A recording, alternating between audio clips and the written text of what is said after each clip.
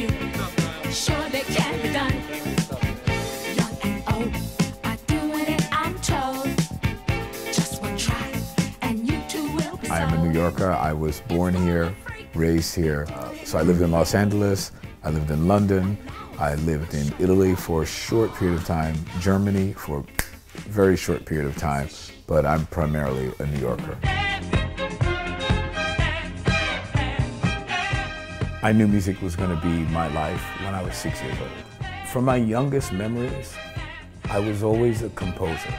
There's always music floating around in my head all the time.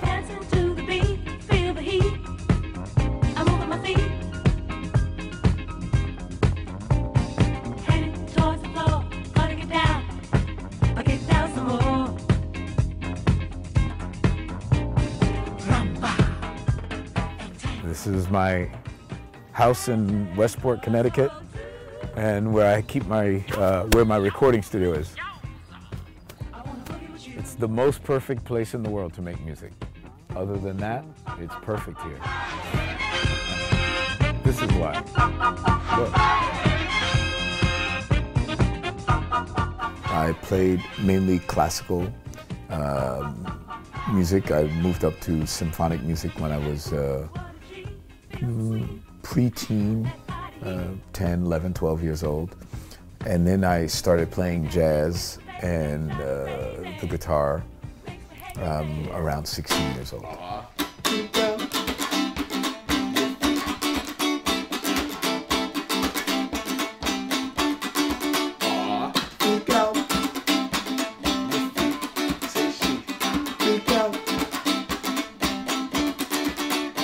When I started out, jazz was the dominant music in my family. So I grew up around Thelonious Monk, Miles Davis, Nina Simone, Oscar Brown Jr. Some of these people were friends of my family. They'd come to our apartment all the time. So I grew up totally with bebop and modern jazz. I got my first guitar at 16 years old. I was living with my uncle because my parents were heroin addicts and they were having a tough time. You know, they very inconsistent lifestyle. And so I was living with my father, my biological father's brother. And his girlfriend had a daughter who had a band and they needed a guitar player. So this girl was really pretty. I was going crazy for her. So when she told me she needed a guitar player, I lied and I said that I could play guitar, and she just happened to have a guitar. And I picked up the guitar and I tried to play it and I sounded terrible, and the girl embarrassed me. And she told me that I wasn't good enough to play in her band. And just 2.5 years later after that, I was working on Sesame Street.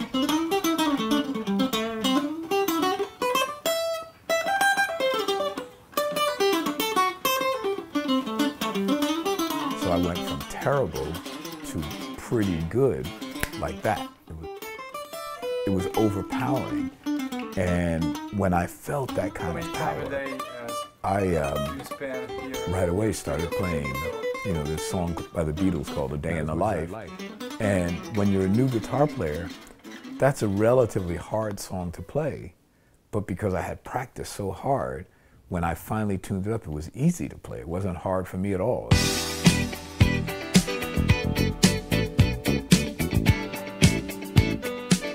Disco was, in fact, a very powerful, unifying force. I want your love.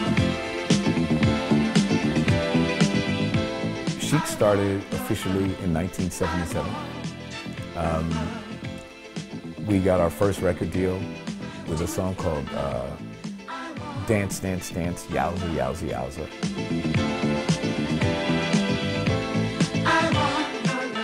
And then the very next year is when Chic really took off. That's when we wrote our biggest single ever. It's also the biggest single in the history of the whole Atlantic organization called Le Freak, or Ah Freak Out, Le Freak C'est Chic. We wrote that in 1978. That same year we wrote I Want Your Love, He's the Greatest Dancer, We Are Family, Thinking of You. Like, we had 5 or 6 hit records.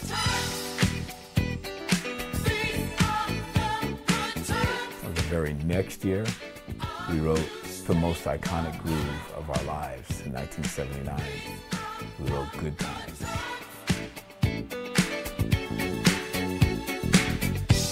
The classic boom, boom, boom, boom, boom, boom, boom, boom, boom, boom, boom, boom, boom.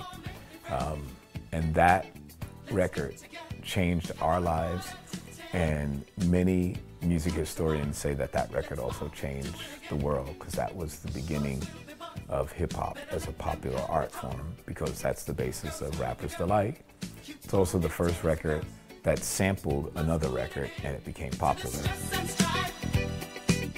This horrible thing called Disco Sucks, 1979, it was under the guise of being a radio promotion or a baseball game promotion. But what it really turned into be was a very sort of racist, white rock and roll against black dance, gay, whatever the hell they were. I don't even know. It was very difficult for Chic because after the Disco Sucks thing happened, there was a backlash against our success. And we never got a hit record after that. But we still played. You know, we did a number of albums. We finished every album on our contract. So we put out 7 albums, and then I put out a solo album, and then the group broke up. And after that, I did David Bowie.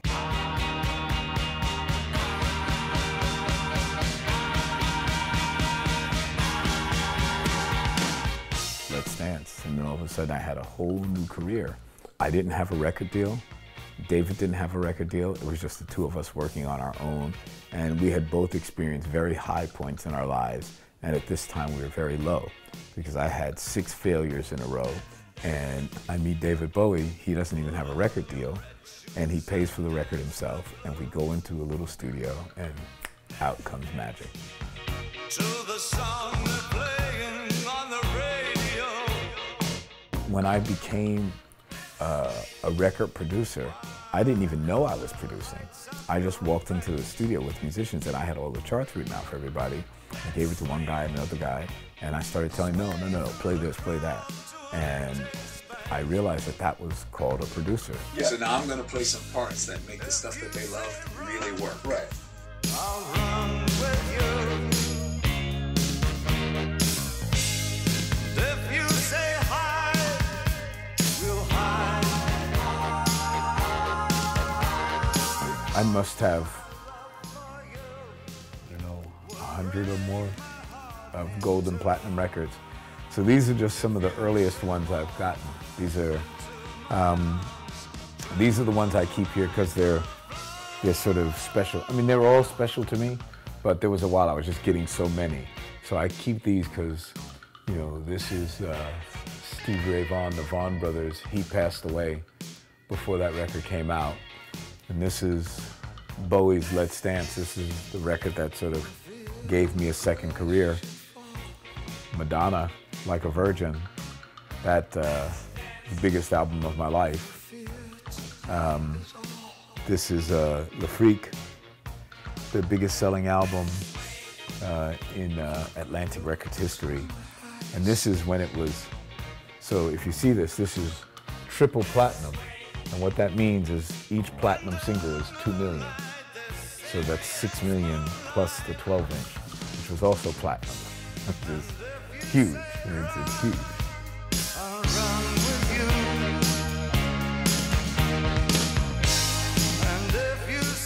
This is the studio. This is where it all happens. We're doing a concert with Sting in a few days. So he's preparing the music. When I was doing Let's Dance, we were doing the arrangement, and I was explaining to David that almost every song I do, every song starts with the chorus. And he went, wait a minute, no, the chorus is supposed to be the payoff. And I said, well, David, if the chorus is the payoff, why not pay off right away? Like, why not make the people happy right away? And he says, but I don't understand. Why do that? You should build to the chorus. I said, well, think about it. All of my songs go 1, 2, ah, freak out, or do-do-do-dum, we our family, or whatever. I said, so I want your song to go, let's dance. Right away, put it on here, let's dance. And he was like, okay, and we tried it, and it was really funny. A few years later, I was getting an award, and David Bowie gave me the award. And when he gave me the award, he says, ladies and gentlemen, I would like to give this award to Nile Rodgers, the only man in the world who could make me start a song with a chorus. Good times, these are the good times. Leave your cares behind. These are the good times. The greatest gift I've ever received in my whole life was the ability to write songs, produce songs, and make recordings and share that with the world. Because now I'm 60 years old. A couple of days ago, I played at the Rock and Roll Hall of Fame, and we killed. It was unbelievable. We were going crazy because one hit record after the next, they were just going, wow, this guy did all those songs. It's such a great feeling to know that the music that I wrote still lives forever and ever and ever. It's become classic, even though they said that disco sucked. Always in too soon. Everybody's dancing. Let your feet have some fun. Come on. Having the opportunity to share my music and the music that I've always done with the Terre de Blues Festival is going to be fantastic. We get an opportunity to play for new people every year and to play in new festivals. And typically, when we play those festivals, we become friends for the rest of our lives.